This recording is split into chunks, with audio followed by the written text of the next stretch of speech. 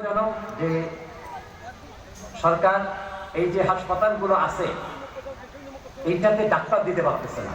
আপনি জানেন যে এখানে এমন আছে যে ডাক্তারকে 3 দিন ঝিকর কাছায় 2 দিন চৌকাছায় দিচ্ছে, পোস্ট খালি। এবং এইটা যে 50 থেকে 100 বেড করলে প্রতি বছর 87 কোটি টাকা বরাদ্দ দিতে হবে। টাকাও তারা দিতে আপত্তি নাই, কিন্তু ওরা বলতেছেন, সরকার বলতেছে যে এই যে আমরা করে দেব, টাকাও দিলাম, কিন্তু আমরা তো ডাক্তার পাচ্ছি না। এই জন্য একটা সিদ্ধান্ত হয়েছে যে আপাতত সম্পূর্ণ সমস্ত এক্সটেনশন এই যে 50 থেকে 100 বন্ধ।